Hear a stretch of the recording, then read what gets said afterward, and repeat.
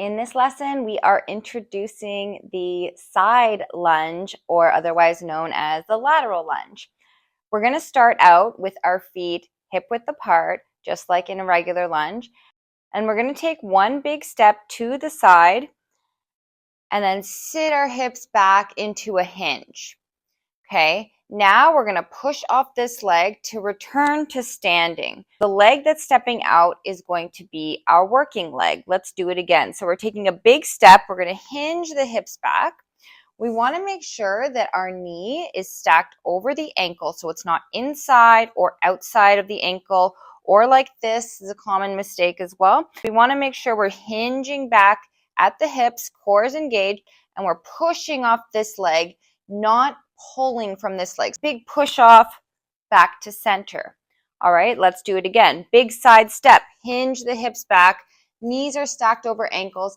This leg is straight.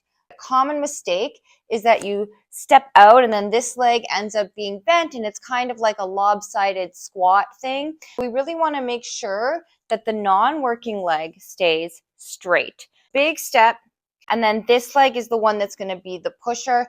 This is not doing anything, so you shouldn't be trying to pull yourself up with this leg, okay?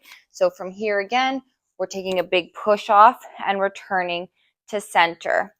Another common mistake is that it becomes very knee dominant. So you take a step out and then you lean forward right away and see how that knee is well over the toes, okay?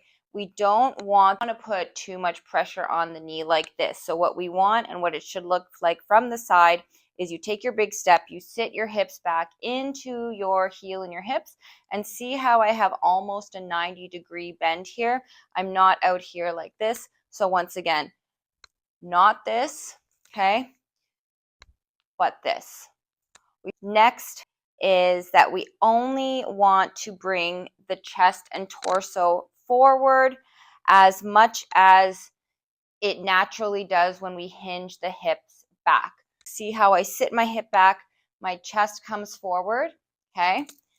I don't want to come here and then actively bend my upper body down. I see this a lot when people add dumbbells. I just want you to sit your hips back, push them back as far as they will go, and that's as low as your torso is going to go, and then push off.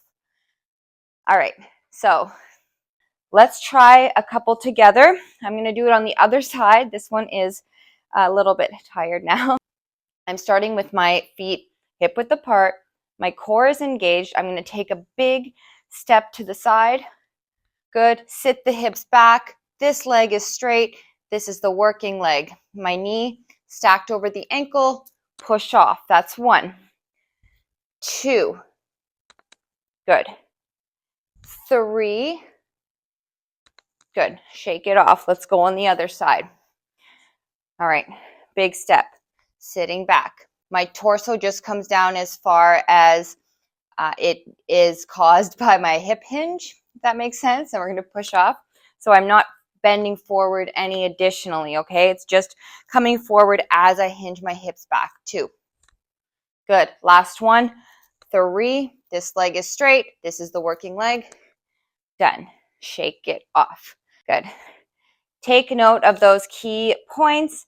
Practice on your own, and once you have perfected that using body weight only, you can then add some dumbbells.